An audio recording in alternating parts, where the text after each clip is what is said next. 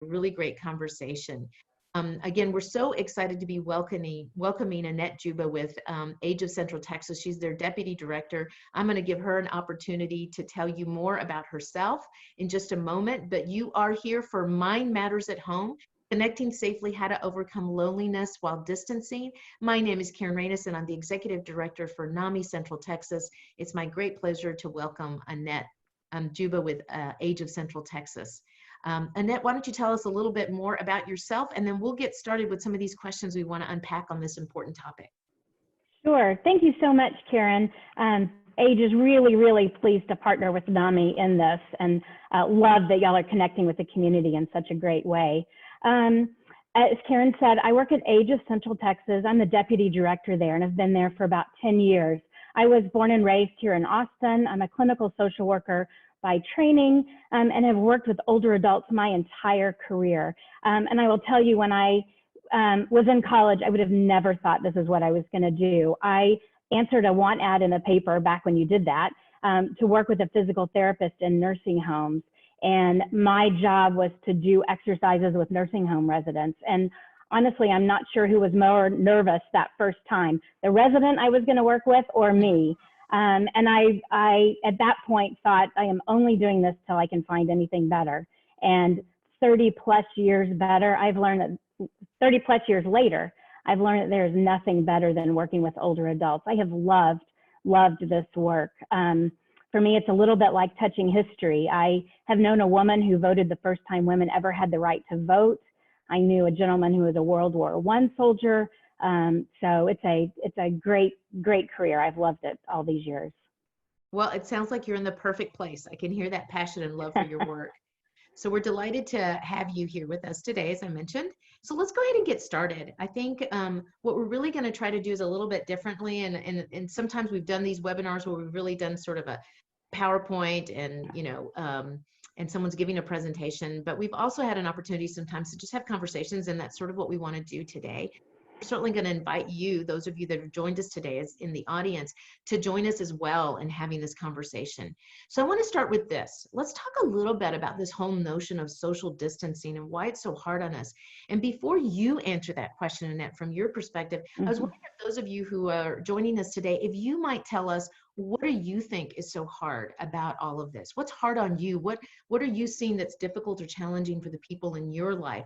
And if you'll just drop it into the chat box, you can either send it just to us, just to the panelists, or if you want to share with everyone else, I'd love to hear what your thoughts are on this as well. I know this is a conversation that's happening in so many different places. Okay, we've got some folks. We're hearing the isolation. Humans are communal and need connection. Oh, absolutely. The change in routine, not being able to hug my 77 and 79-year-old parents. Oh, that gave me chills thinking about that. Yeah, somebody else is saying no hugs, and connections are so important. Somebody else is saying it makes people on edge when you have to do essential activities. Oh, I feel that way every time I go to the grocery store. It is such a edgy time. Not being able to be with family and friends. Not being around, hard to watch my elderly mom's loneliness. Somebody's asking where we can read these comments. These are comments that folks are sending just to the panelists. So these are the comments that I'm sharing with you. If there is anything you want to share with everybody, you can send it to all panelists and attendees. Somebody's also saying, again, I'm hearing the hugs part, feeling bad for my mom who can't get out of the house, the power of touch. Somebody else is saying, I become a hermit and want to just stay home. Oh yeah, it's like reinforces that, doesn't it? Explaining to my child with IDD why she can't go to school, which is her favorite place and her social outlet. Missing my colleagues and my friends, my daughter not being able to play with other kids, not being able to attend a funeral in person. Absolutely. Not being able to see my 95-year-old dad and my 90-year-old mom who live in a retirement community. Not being able to have break time for myself. Yes, not having that self-care time, especially away from my spouse and kids, right? Yes, and then just reinforcing someone else said not being able to feel like I can go anywhere. Somebody else says being unable to engage with family members who have mental illness when isolation isn't healthy. Oh, wow. You guys have brought up so many important pieces of this, of what makes it hard on us, right, Annette? What else would you say about some of those comments? Well, I noticed this week, Karen, that NAMI signed a letter to go to Congress that was petitioning for more mental health support, but they said about half of all Americans are reporting that this social distancing is emotionally hard on them. So I think the comments that everybody's bringing up are certainly what others in the community are feeling. I do want to take a step back for just a second. And while social distancing is hard and can perhaps be harder on older adults, I also want to mention that older adults as a cohort are some of the most resilient people in our society. And that's hard to reconcile because sometimes they look very frail and need a lot of assistance. But I will never forget the presenter who said to me that the person who looks the most frail in front of you is perhaps the most resilient person there is, because they have already gotten through so much. And if you think about the 20th century, I mean, people who have lived most of their lives in the 20th century have gone through World War I, perhaps as a teenager, and then right into the Depression, and then right into World War II, and then Korea, and then all the social upheaval of the 60s. So while older adults look really frail, and while this time can be really hard, they do have that core of resilience. But in addition to the things that everybody mentioned, I think social distancing is hard because it leaves us feeling out of control of our situations. We humans like to be in control, or at least have some sort of control over our environment. And all of a sudden now we are all in a situation where we can't control a lot of what is going on out in the community. We can't control how other people are reacting. Somebody mentioned that it's frustrating or it's hard when you see other people not playing by the rules the way that you're playing by them. So that sense of being out of control is really tough. It's also hard because we don't have access to our normal coping strategies. For a lot of people, when you feel stressed, the thing to do is connect with the people that you're closest to. Go have coffee with a friend, go to your church and be part of a religious service, do some sort of connecting. And that coping mechanism that we would turn to is gone. So that is stressful, and coming up with new coping mechanisms is really hard. When you combine all of that, I think it leads oftentimes to a condition called social isolation or loneliness. Okay. That's, I love what you said about talking about the strength of people, that maybe on the outside they may look frail, but recognizing that they may have gone through lots of things. One of the things that we've also, in just thinking about language, I know we have as an organization really been encouraging people to use language that's really about physical distancing, because we are such social beings and we long for that connection. And I think there's a lot of power in that as well, of just changing the language and talking about the fact that we need to physically distance, but stay socially connected as well. So let's move on to the next question, because I want to make sure in particular that we get towards the end where we've got some great questions about, we're hoping you give us some ideas on how to navigate some of this, right? So you mentioned this notion of social isolation and loneliness. Tell us more about that. What exactly is that?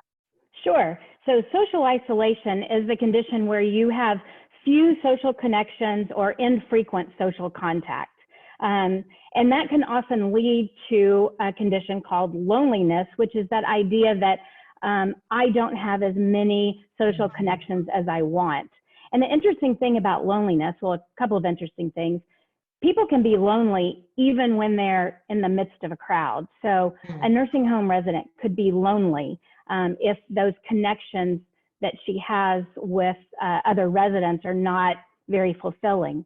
A person could be lonely in their house if everything you're doing is, really transactional, caring for somebody, and you don't have much of a reciprocal give and take in a relationship.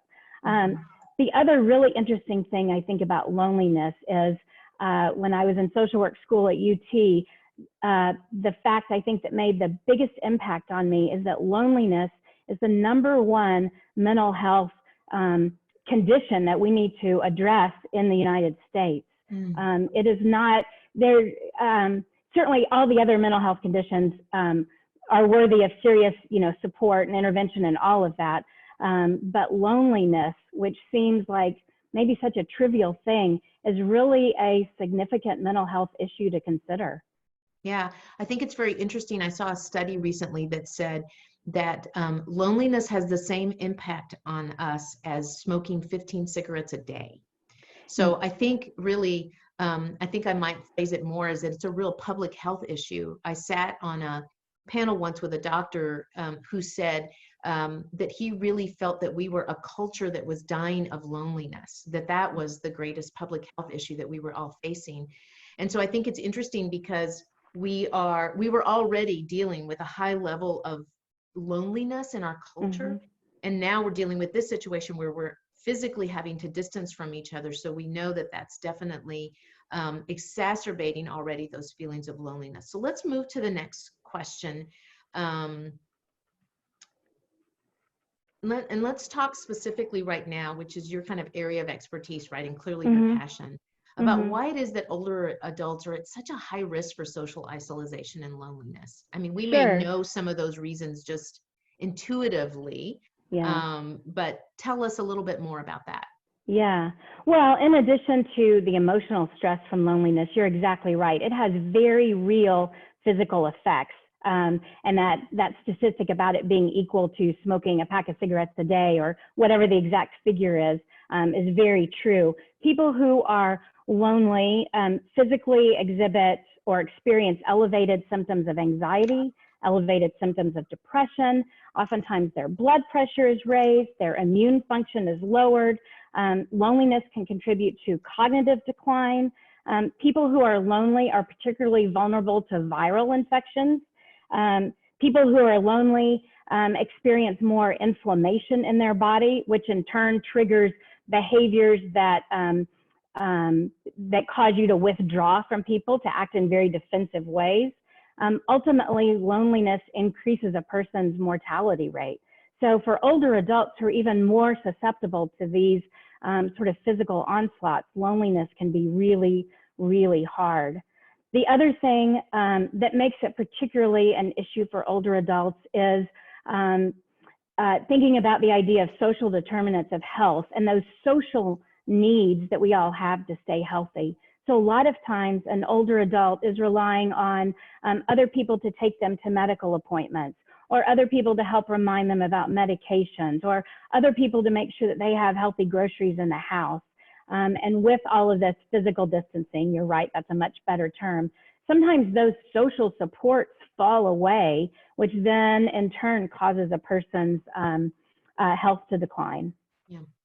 I think it's interesting because you also mentioned a number of things, though, that while we can see that older adults are vulnerable, that I could see where many people would fall into that category of being vulnerable, including, like, I know in our case, we know of a number of people living with serious mental illness, same kinds of extra vulnerable because of those things, and extra vulnerable because many times their support system is not able to provide them support during this time.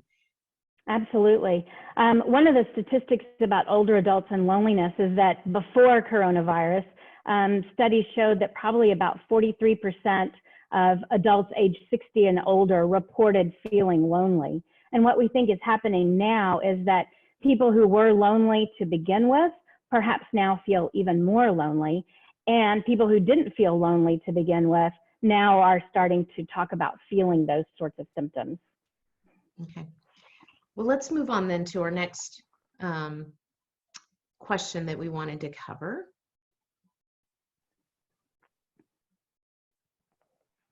And we'll change the language up. How are physical distancing orders affecting older adults perhaps more than other age groups? And you may have covered some of that already in sort of the previous, so I don't know if there's others.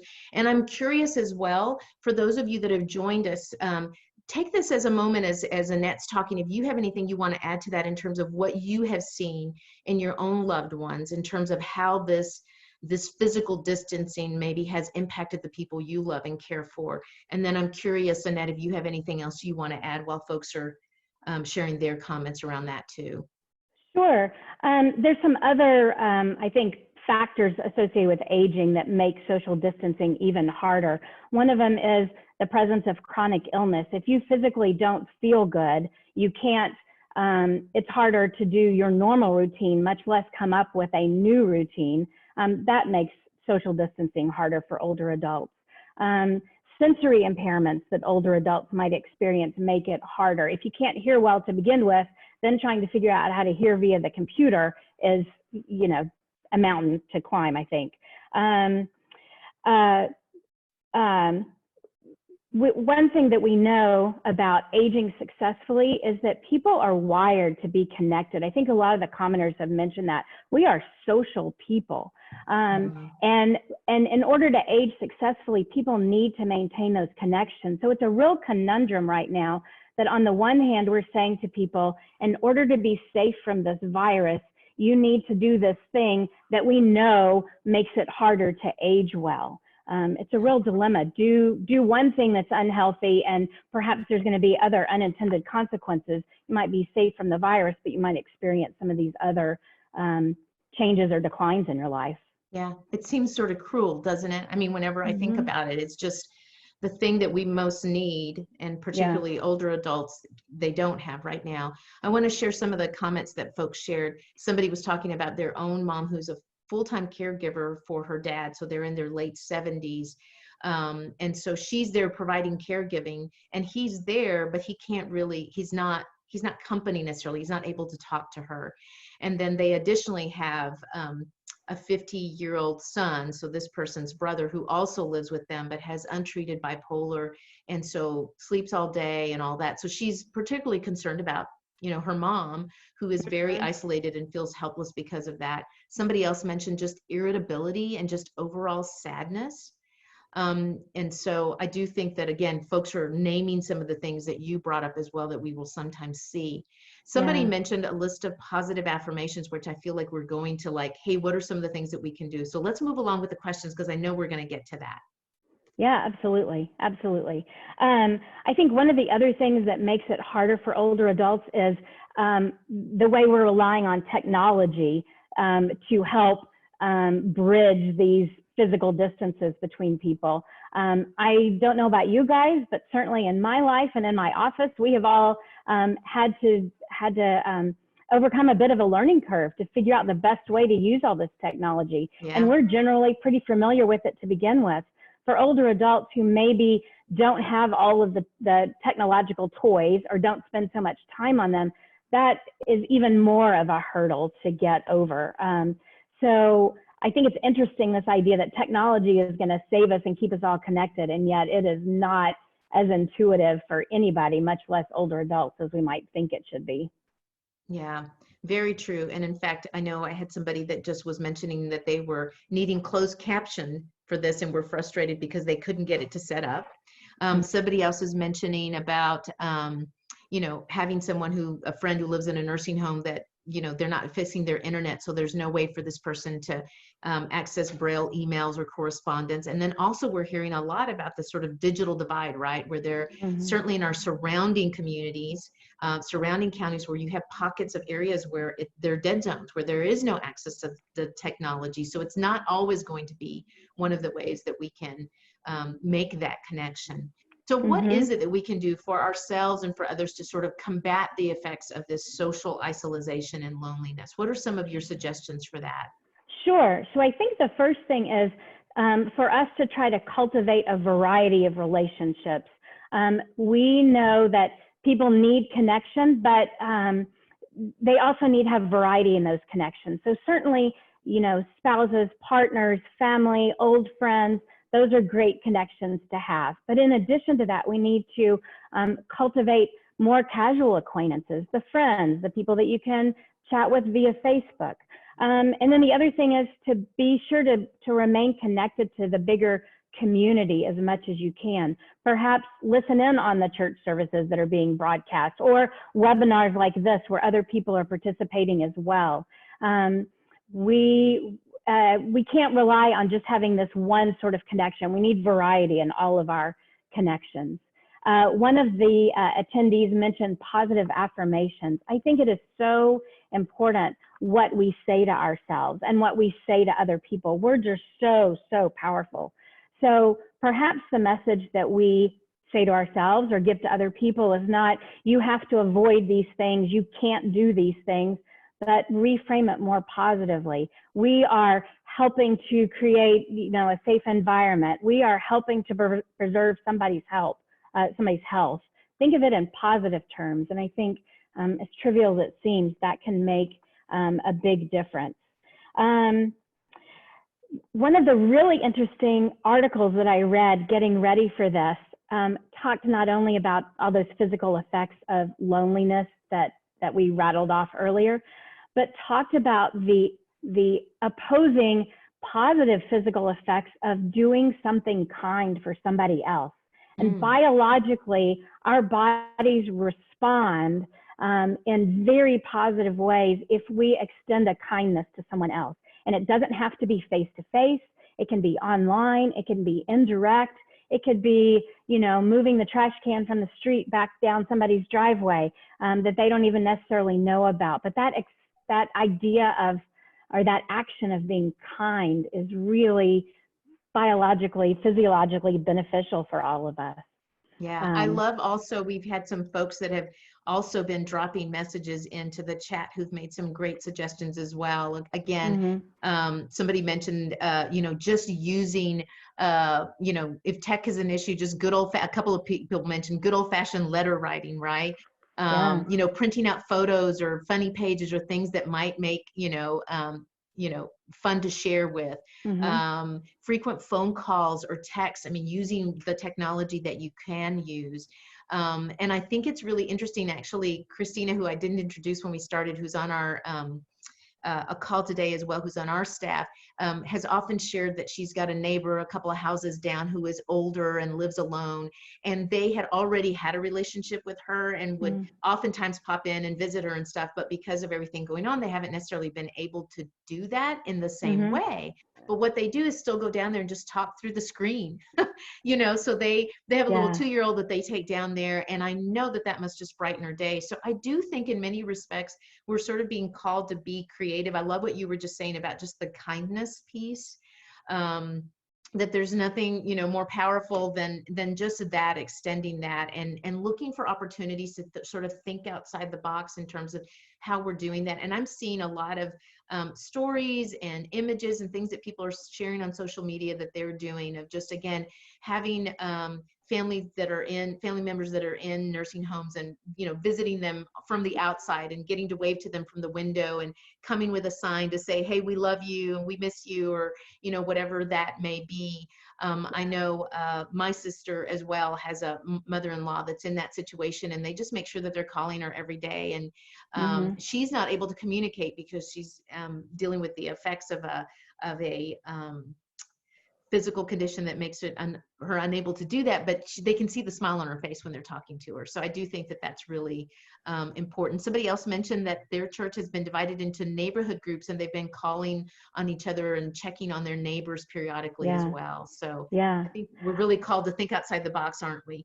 Yeah, absolutely. And I saw the comment too from the person who said they think as a millennial that technology is something that they can turn to pretty readily and worry about that with older adults. I think sometimes those old-fashioned approaches are really great. Writing a letter, particularly for somebody with memory loss or somebody in a nursing home, to have a physical thing that you can hold on to and refer back to, I think tangible reminders like that are really helpful. I agree totally about an old-fashioned phone call.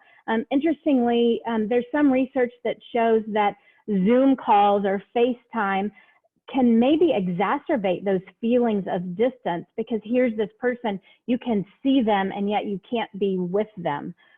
So it could be that an old-fashioned phone call, chatting over the phone, is a really authentic way to connect with somebody. The other interesting thing about phone calls or communication, sometimes we hear from caregivers that they don't know what to say, and particularly in this period where maybe we're home all the time and nothing really has changed, it's hard to know what to talk about. Communication is not necessarily just sharing information back and forth. Communicating is a way of reinforcing those family relationships. So calling up and hello, mom, and hello, dad, reinforcing who we are in relation to each other is really important. The other thing about communicating is that this is maybe not the time to resolve conflicts over the phone. We need to think pretty carefully about how to manage conflicts. And if people are already extra anxious, extra stressed anyway, trying to resolve that completely over the phone at a distance might be a bit of a challenge. So phone calls are certainly a great, great thing.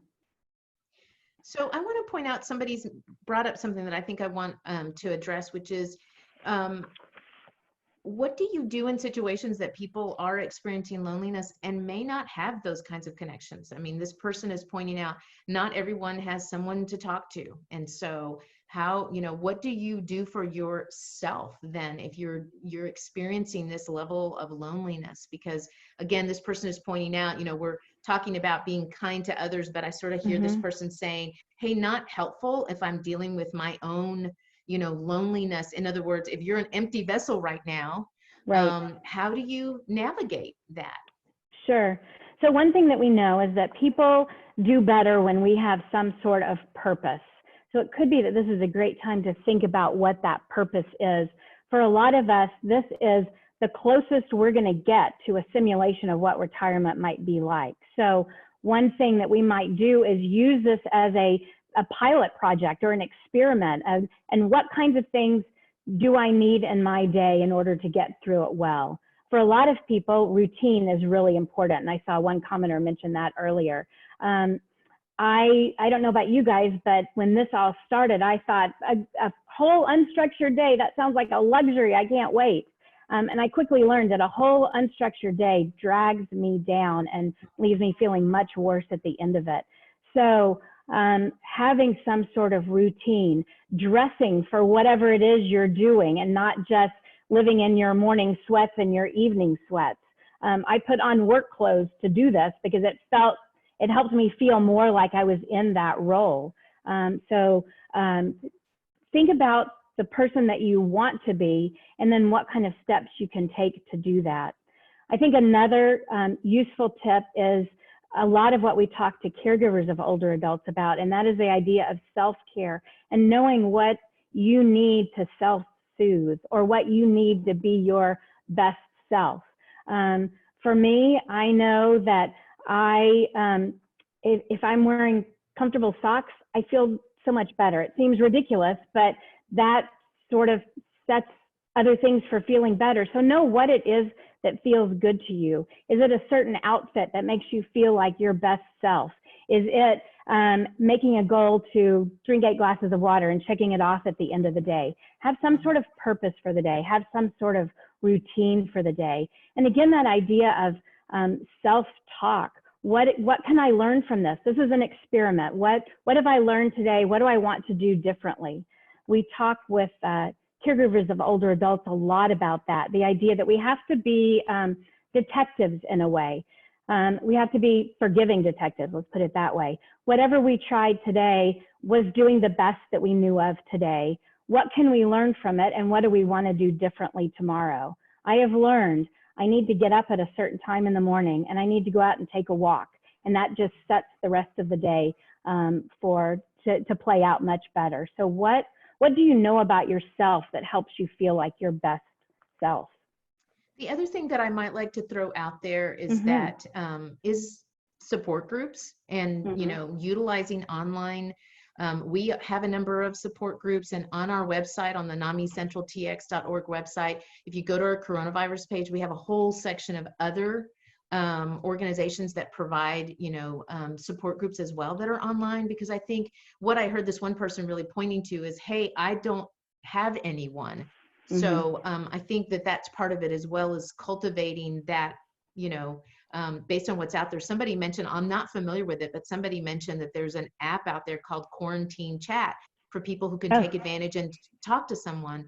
And I've heard of other people who've used, again, either apps or online, meetups in order to engage with other people. So they may not be your people, right? But they could become that. And so I think that's another thing to consider as well. And certainly I love that people were talking about nature, We heard people talking about the exercise that you mentioned as well, that we know that physical activity can be really important as well. Somebody asked if there's a printed checklist of things that you can go through to make us feel better. You mentioned socks. I don't know, do you have anything? I know that we periodically have put some webinars together that talk about these things. I don't know if we necessarily have a checklist. Do you? We put together a list of self-care for caregivers, which I think could apply to anybody. So I'll be happy to email that to Christina, Okay. and that could be put out to folks. Yes. Okay, so let's get to the next question there. I want to be mindful of our time and make sure that we cover all the questions, and then we can open it up. I know there's some other questions that have come up. We've sort of covered some of this, but I don't know if you want to add to any of this, which was the tips on quality communication during this time. So you covered a number of different things. We talked about different ways to communicate. I don't know if there was anything else specific you wanted to mention here.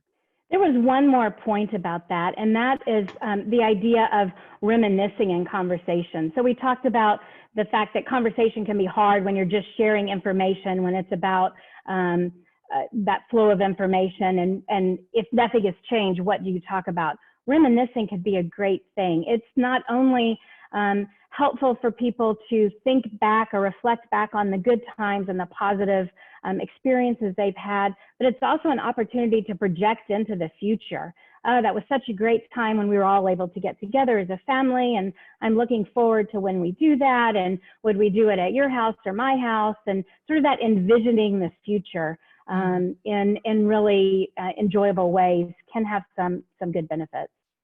Great. Okay, so let's skip to the next question. We have some questions coming up, and I'm going to hold on to those questions to see. Okay.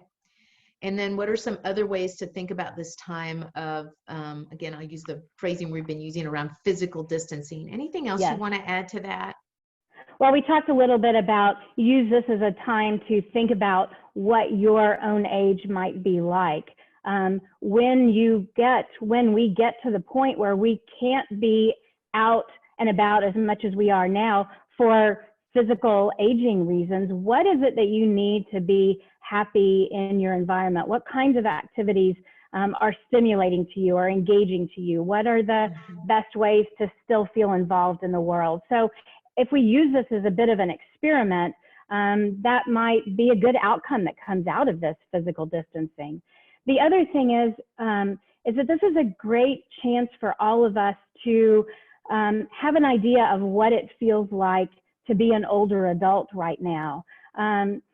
One of the things that I hear a lot from older adults is that it's really frustrating when everybody else is telling you what you can and can't do. The doctor says you can't eat these things, and your children say you can't drive, and you can't go to lunch with your friends because you have to go to the lab for medical workup or whatever. It's frustrating when outside forces curtail what you're able to do. And I think that's what all of us, regardless of our age, are experiencing, this idea that we are not so much in control of our days. And so this might help us understand a little bit more about what it's like to grow older. Yeah, we talk a lot at NAMI about empathy and the power of empathy. So it sounds like what I hear you saying is this is a grand opportunity to really get a sense of and develop that empathy for what it is like, whether it's older adults or other people living with vulnerable health conditions, maybe that keep them from being able to, make the kinds of choices that we're used to making, right, with how they're going to spend their day. So definitely a time for empathy building on lots of different levels. Yeah. And I think that you're right. I mean, and we talk a lot about that it is an opportunity to create new rituals, to learn new things, I love somebody else mentioned they're using it as a time to reconnect with people they haven't seen, really connected with in a while. And I'm hearing a lot of people talk about that as well, whether it's writing a letter or calling or texting somebody that you haven't been in touch with for a while, that it's a great opportunity to do that. I love that somebody else mentioned that remembering that one thing to remember that high quality doesn't have to mean deep and serious. So in other words, I would assume that when we think about whether that's connections, that the power of just connecting itself, that it doesn't always have to mean that we have these really deep relationships, because there's value in just the being able to connect. Yeah. Okay, so Can I jump in with one more point? yes, I please. saw that one commenter said a lot of these things don't feel like they apply to their life, and that they're still looking for something else that's helpful. Here's another thing that I came across that seems really wise to me. There was an article about the number of families that have chosen to foster pets during this time, and how useful that's been to them to have this other external thing that puts a routine on their days.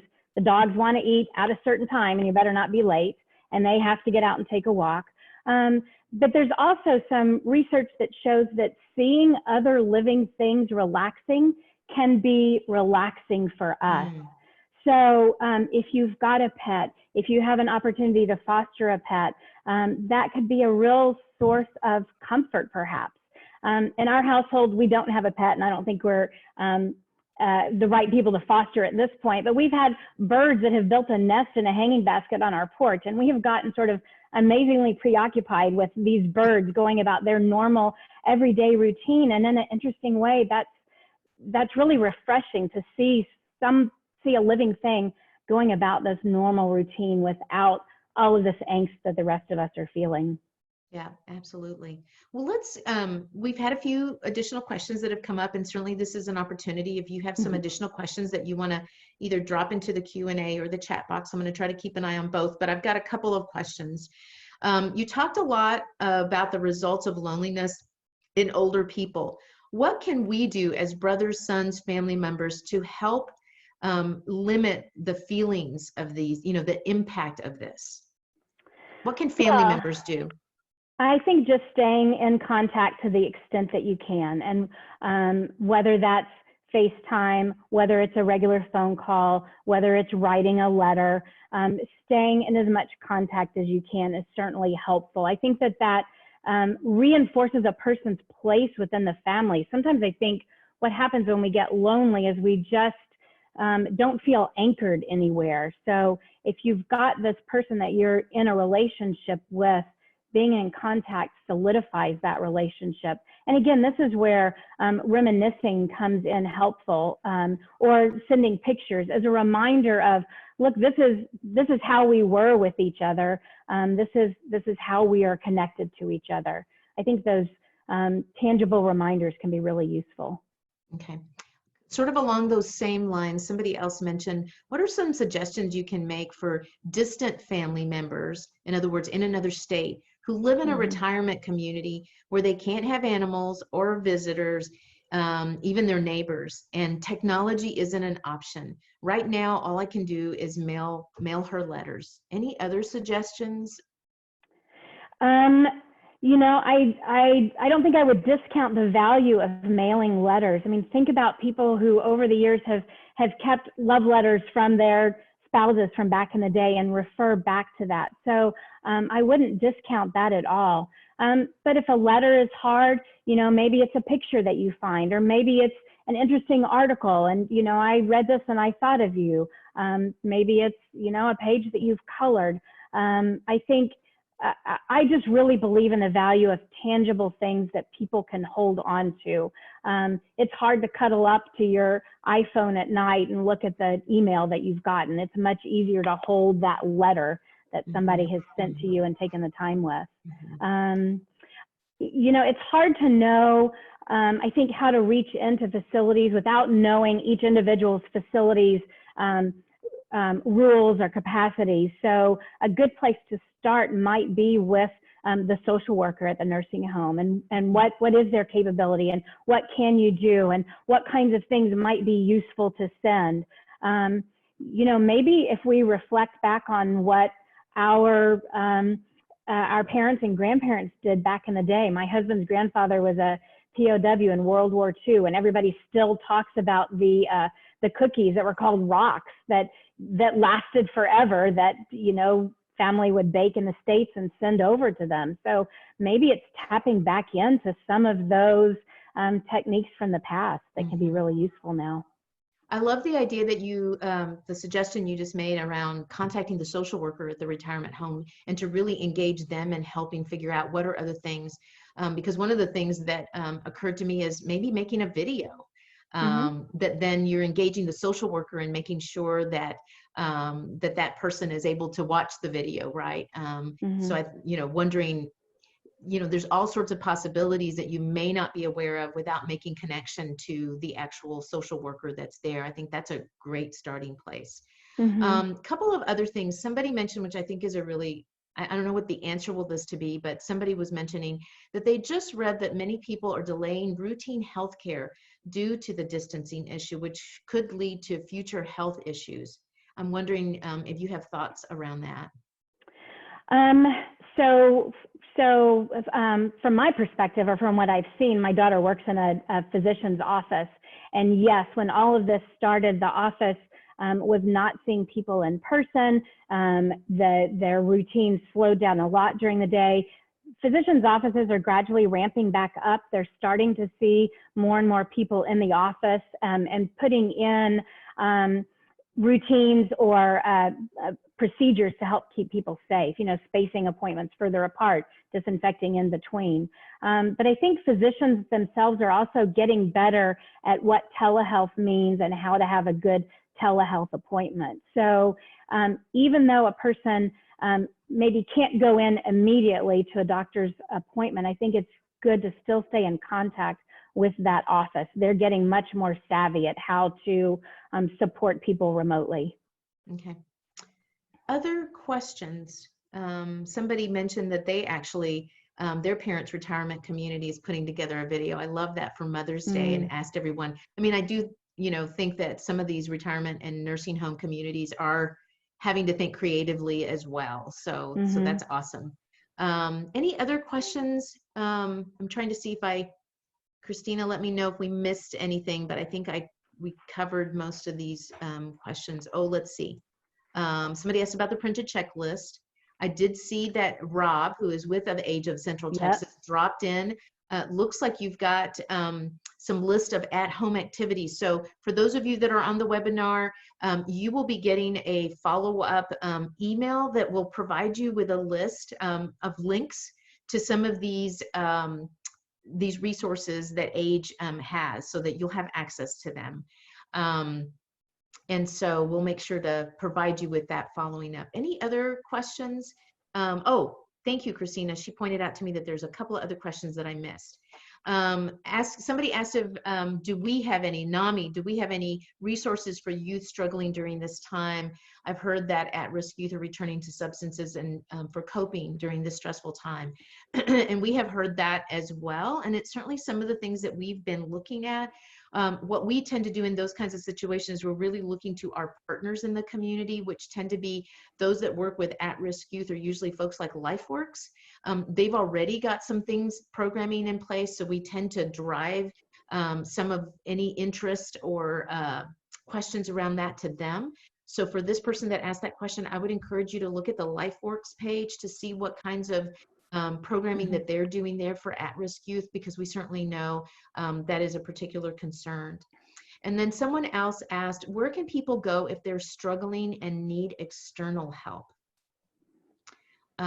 So any suggestions on that? And this person, if you want to follow up with anything more specific in terms of, and when you talk about struggling and needing external help, is this with mental health? Is this a situation with someone who is older? That will help in making sure that we can answer your question. Sure. I think another option, while Age is not serving people directly in person right now, we are still serving people remotely. So if people are looking for resources out in the community, they can call our number, they can email our caregiver support manager, and if we don't have those resources, we will look for them and help you find other resources out in the community. We really value being a good partner in the community and connecting people to what they need. So we will do our best to find that. Yes, and I would say the same for NAMI. I think Hmm. in spite of the fact that our offices are closed and that we're not physically there, we are all have our phones are still working, and you can call us, email us, and we're happy to provide you with some additional resources in terms of what is it that you currently need, and let's connect you to the right entity or organization to help you with that. I do see Hmm. that another question popped up. There's an older adult in my family who lives with mental illness and in a different country. I know she is lonely, but even in normal times, she won't reach out to others and instead waits for others to reach out to her to socialize. Any ideas of ways that I can really encourage her to reach out when she's looking for a connection? Um, that's a tough one. Mm, I think, I think at the end of the day, the only thing that we can control is ourselves. And so if we're wanting to provide more connection to someone who's not real receptive, we can continue to um, send things that they might be able to access later on when they're feeling better. Um, I think um, I think people should generally start with, who's in your closest circle. So for this person, who are the people nearest to them, and find out what the environment's like and what kinds of supports might be useful, and then gradually reach or look further out. Do they belong to some sort of faith-based organization? Is there some sort of community group that they're part of?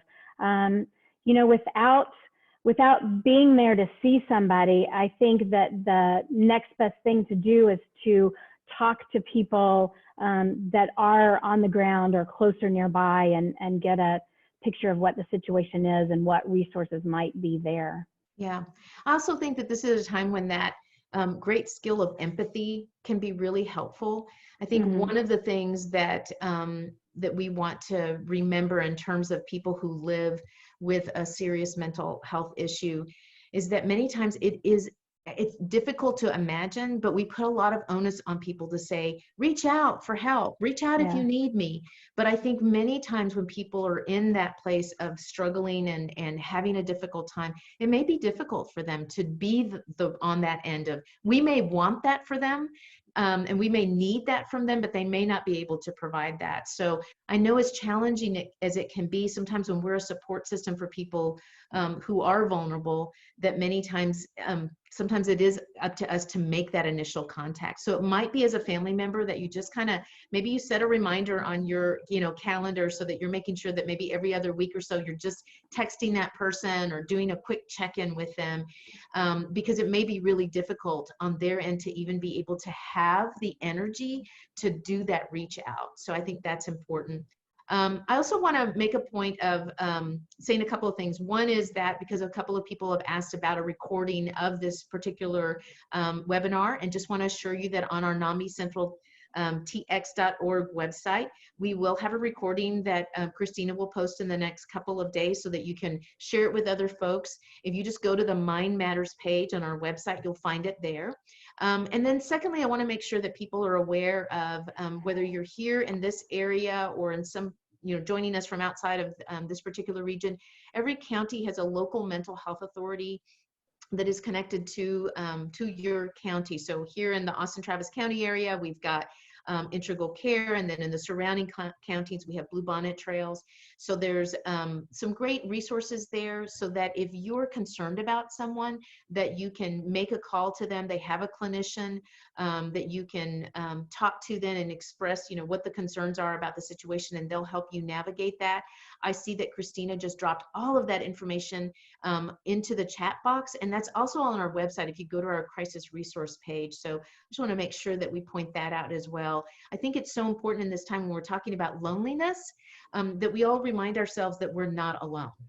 Yeah. And I think so many times, as whether you're a family member or a person yourself who's in that place of isolation, to be reminded that there are some great resources out there so that you don't have to navigate these challenging times on your own.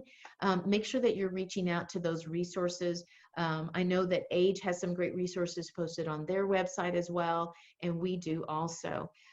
So make sure that you keep that in mind, because I think so often, as those of us who are a support system, or if you're on your own navigating this, you try to say, I can do this, I can manage on my own. And it can be really challenging when we have all the additional stressors. So really important that you understand you can't necessarily always meet all the expectations of people. Ask for help yourself and reach out to those folks in the community who can provide that support. Can I add in there too, just like there's a network of mental health authorities across the country, there's a similar network for aging issues. It's called the Area Agencies on Aging. So if somebody here in Austin has questions, they can call our agency or the local Area Agency on Aging. If they're looking for resources on the ground in other areas of the country, we can either help them find the Area Agency on Aging in that other area, or they can look for it as well. Awesome. Any other questions or any final comments from you, Annette? I mean, I think your perspective was really helpful. We're seeing some great comments from folks thanking us and expressing their gratitude for us joining forces. And I think that that's really important during this time, that we recognize that there's such a complexity of issues, of concerns in our community. We really do have to all work together to meet the needs of the community.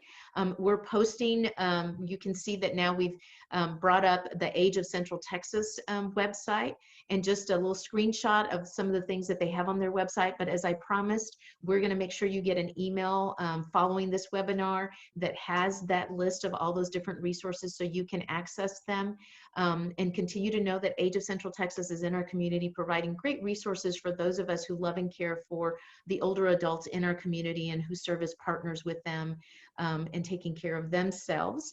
And then also, I just want to make sure to tell you that following this, it may show up in your browser, but you also will get a follow-up email. We would love to get some feedback from you on your experience today with our webinar. So you're going to get a very brief survey that's going to ask you a few questions. And that's particularly helpful to us as an organization because it helps support the work that we're doing and securing funding for this important work. And it helps ensures that we can continue to provide these webinars at no cost and have recordings so people can access them. I can't think of anything else. I just want to thank you, Annette, for joining forces with us on this important work. And then I also would want to remind folks about what we're covering next week. We're going to be here with some folks from AISD who are going to talk about emotional regulation. And while they're from AISD and some of the focus may be around school-age children, obviously all of the things that we're going to learn next week about emotional regulation are going to be hugely important to all of us as we navigate this challenging time. So make sure you join us. Next Thursday, May 14th, we're doing it in the evening. So next week, we're doing it on Thursday at 7:30 in the evening. And we look forward to having you join us. And again, Annette, thank you so much. Great conversation. We love partnering with our friends at Age of Central Texas, and we're grateful for you. Everyone, stay healthy, be well. We look forward to seeing some of you again next week when we talk about emotional regulation.